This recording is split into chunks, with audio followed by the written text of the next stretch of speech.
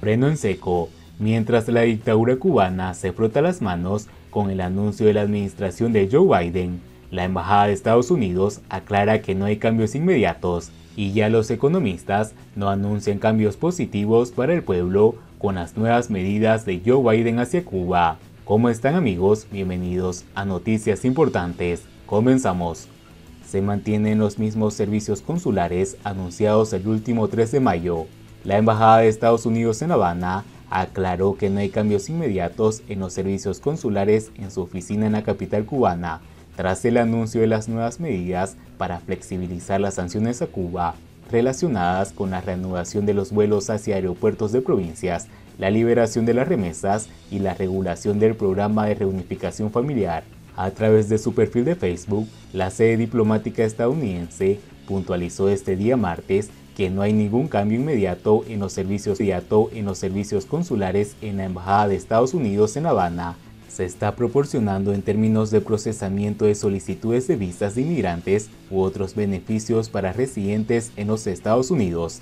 También recordó que el 3 de mayo de 2022 reanudó la tramitación limitada de visados de inmigrantes, dando prioridad a las solicitudes de padres de ciudadanos estadounidenses categoría IR5. Asimismo, reiteró que este trámite en específico, los solicitantes deben presentarse en la embajada solo con una cita previa y que la sección consular de la embajada en La Habana continuará prestando servicios esenciales a los ciudadanos estadounidenses y a la tramitación limitada de visados de emergencia para no inmigrantes. De acuerdo con la nota, en la medida que la sección consular de la embajada comienza a prestar otros servicios en La Habana, proporcionará información adicional a través del sitio web de la embajada.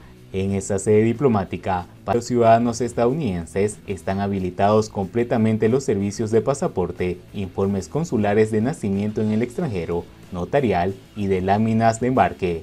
El paquete de medidas anunciadas el día lunes por la administración del presidente Joe Biden va a ser puesto en vigor en las próximas semanas con carácter expedito, según manifestaron altos funcionarios estadounidenses, pero su implementación dependerá de los cambios en las regulaciones que corresponden a los departamentos y a las agencias federales involucradas en la política hacia Cuba.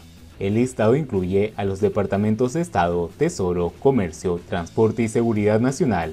En los días venideros deben comenzar a publicarse algunas de las normativas para reanudar los vuelos al interior de Cuba, la liberación de las remesas y las regulaciones del programa de reunificación familiar. Mientras tanto, los economistas no ven un cambio positivo en la economía cubana con el giro de la política Cuba-Estados Unidos. Las nuevas medidas pueden aliviar la situación económica a corto plazo, pero no van encaminadas a seguir la democracia, consideran los expertos. Entre las medidas anunciadas el día lunes por la administración de Biden sobre Cuba, que suponen un paso en dirección al deshielo de la era de Obama, destacan la asistencia financiera a emprendedores por parte de los bancos estadounidenses, los pagos al sector privado dentro de Cuba y el uso de la banca virtual para usar transferencias. Según el Departamento de Estado, entre sus propósitos está fomentar las oportunidades comerciales fuera del sector estatal al autorizar el acceso a la tecnología de la nube ampliada, las interfaces de programación de aplicaciones y las plataformas de comercio electrónico. De que si estas medidas podrían ayudar a despejar el tejido protoempresarial de Cuba, la periodista especializada en asuntos económicos, Rafaela Cruz, considera que sí, aunque manifiesta dudas por la manera en la que La Habana podría reaccionar ante estas. El Departamento del Tesoro autorizó, por primera vez, una transferencia directa hacia un negocio privado en Cuba. Ese precedente histórico, más el levantamiento del límite de las remesas, abren canales que sí pueden ser un espaldarazo importante al tejido empresarial cubano, señaló.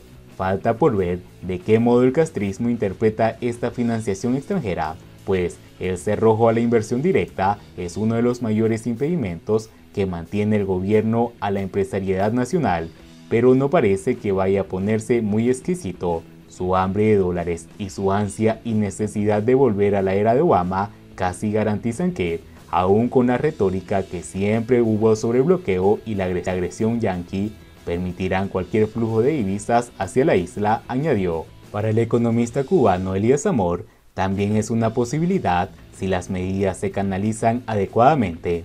Ahora, si la mayor parte de esas medidas pasan a manos de las MIPYMES creadas por el régimen, que son bastantes, y con el objetivo de escamotear a través de ellas algunas de las empresas estatales fracasadas, el dinero seguirá yendo a las mismas manos de siempre.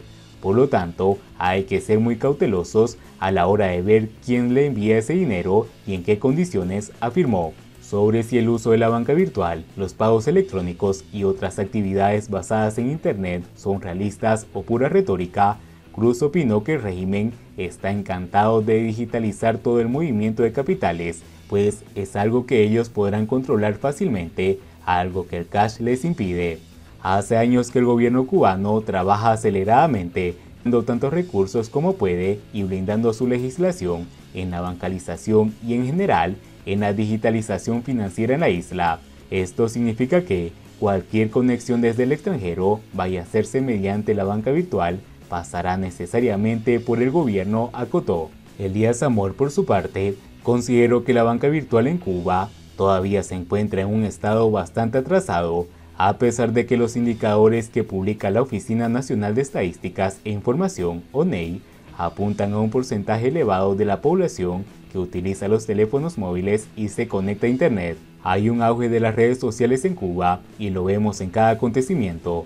Que se pase de esa utilización informativa a una mercantil, creo que hay que tener también un poco de cautela con el atraso tanto del sistema crediticio cubano, dominado completamente por el Estado, y con las deficientes operaciones a través de las plataformas como Transfer Móvil u otras parecidas. No da pie para pensar que esta canalización de recursos hacia la isla a través de la banca virtual va a dar algún tipo de resultados en corto plazo. Ahora, ¿cuál es el dinero directo al bolsillo del ciudadano emprendedor del que hablan? Acerca de las posibilidades reales de que el dinero llegue a los emprendedores sin pasar por los militantes, ambos expertos consideran que es imposible.